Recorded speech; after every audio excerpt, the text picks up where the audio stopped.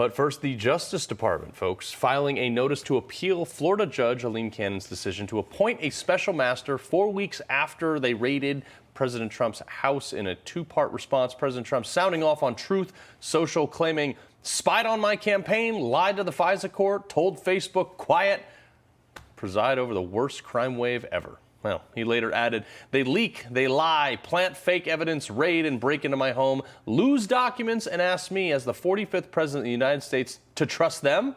He's not wrong. It's a lot to process. So let's break it down. Joining me now for more, former acting U.S. Attorney General Matthew Whitaker. Sir, appreciate you waking up with us this morning.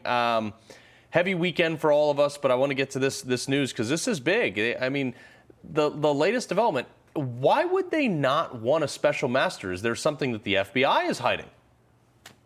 Yeah, good morning, Carl. We've talked about how this special master would bring some oversight and accountability to the FBI and the Department of Justice. And so it's a bit of a surprise that at some point in time, instead of litigating this case to the fullest extent, that they, Department of Justice wouldn't take a tone of accommodation and understand that, they're dealing with a former president of the United States and possibly the future president of the United States, and try to work this out. I think this has always been a dispute about the possession and of these documents, and so I think that some accommodation would have been good on the front end. But now that we're in this litigation, I just am surprised that the Department of Justice is going to want to fight this tooth and nail. When they could just let this minor inconvenience of a special master pass. Let the person do their work and then move forward. Yeah, the whole thing, this whole thing is just complete garbage to me. I mean, President Trump allegedly had these classified documents that he most likely, if he had the documents he had, most likely he said, I'm declassifying these so we can take them home with him. Mediaite actually wrote an interesting piece on me about covering this because they proceeded to lecture me, somebody who held a top secret security clearance for 10 years on classification. Everybody's getting it wrong in the media. And then the FBI goes in there, they seize these documents, and then they leak them to the Washington Post. Is there any mechanism to just shut this thing down, be like, FBI, you have screwed this up so royally, you can't be trusted?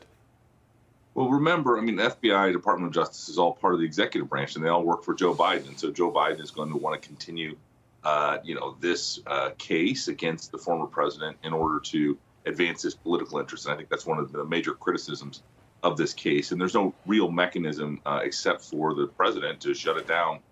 Yeah. Or the Attorney General, Carl. But, to your point, I think, the issue of whether or not these documents were actually classified at the time as they sat in Mar-a-Lago still needs to be litigated. That's not even before the court right now. And, there's going to be a lot of twists and turns in this case, including that issue. Yeah, exactly. Now, the deadline. Now, this is where I think the deadline for both parties to submit their selected candidates for the special master. Unsurprisingly, Trump and the DOJ don't see eye to eye on this. My thing is I think the judge may have screwed this one up a little bit. Not insulting the judge too much here, but I think she probably made a grave error by saying, hey, submit candidates. Don't you think she should have right out the gate be like, I'm granting a special master, and this is who it's going to be?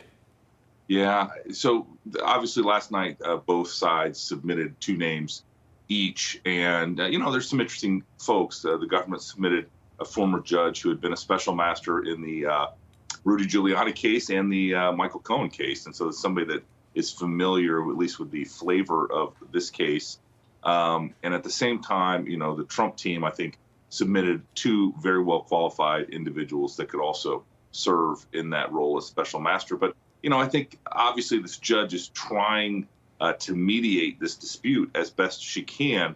Both sides have their heels dug in, and it's going to, getting them to agree, to your point, Carl, is going to be very difficult. And so she's going to have to make a decision on this special master. In the meantime, as the government's appealing her order. So it's a really interesting split screen right now playing out. Yeah, it's interesting, too, is like you look at politics in our judicial system, and let's just use the Supreme Court as an example. Liberal justices, liberal appointed justices almost always rule in favor of their party. Almost always.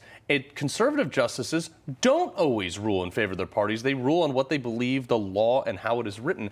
And I think that's the definitive factor now. Depending on which judge you get, who was appointed by who, that unfortunately is a definitive factor in all of these decisions. So we're going to keep you guys posted on this. Matthew Whitaker, we appreciate you being here, sir.